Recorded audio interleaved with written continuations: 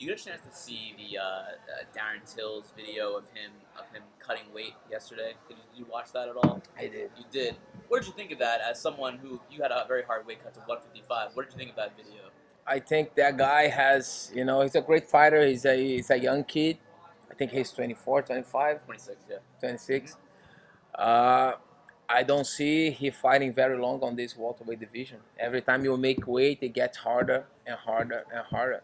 It's I've been there before. I feel like every time I make weight, every time I make 155, was getting harder and harder all the time, every time.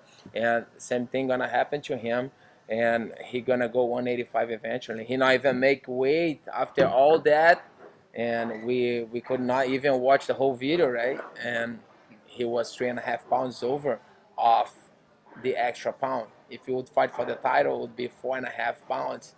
And he's a great fighter, young guy, but I think he's gonna go at 185 eventually.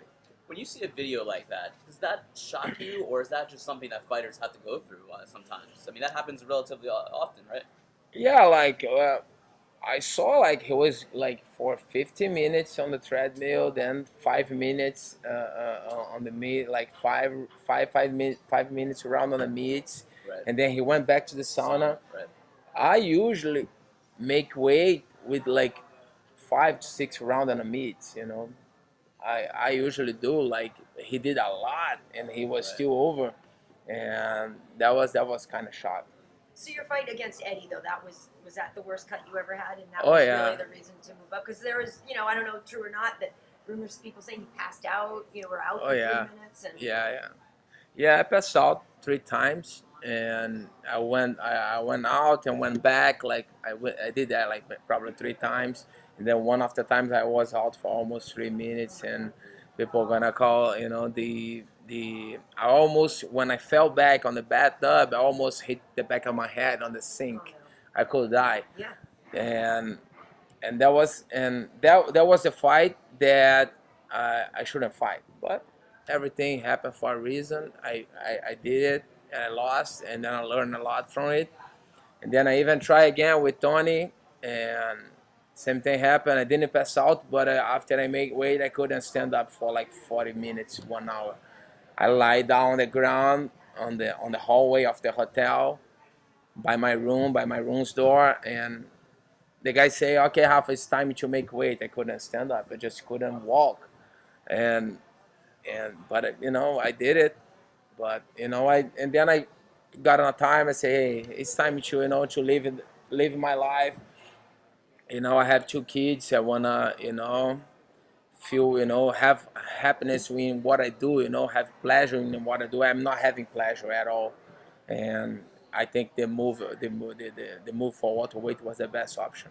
We hear about these extreme weight cuts being dangerous for the fighters. Do you feel that you've taken irreparable damage to your body from these cuts to the market? No, not really. And you know, uh, I feel like with Alvarez, I got my once I got clicked. I was seeing everything, but I lost my legs. I couldn't feel my legs.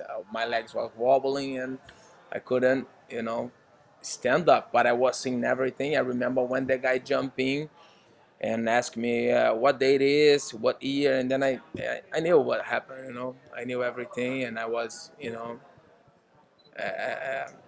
seeing everything, but I don't have anything with that today. Like No lasting. no lasting damage. But you feel like it definitely affected the fight. Yeah, sure. It could. I could have something, but thank you God, I don't have anything. But like, and then one day I was thinking in my house, man, doesn't make any sense. I'm passing through this, getting dehydrated, almost dying, to next day getting punched on the head. It just don't make sense. And say I gotta make changes, and then I think was the best thing I did. Did you make that decision to go up to welterweight before your fight with Alvarez during that weight cut, or was it after the fight? Before the fight with Alvarez, I had plans already to move. After I beat Cerrone, I say I'm gonna move, and then I was trying to push the fight with Robbie Lawler back on the days, but did it happen? And the fight with Conor came up, and I broke my foot, and I took the fight with Alvarez, and then I had a very bad year, and then I say I decided, and then I say I'm having a bad year already, so I don't want to be cutting weight like crazy, and I'm losing, and I just want to be happy, and then do focus 100% on my train, on my fight, and that was a good thing. You also changed camps during that process. So was that something you were thinking about before the fight with Eddie, or what really contributed to you deciding to change?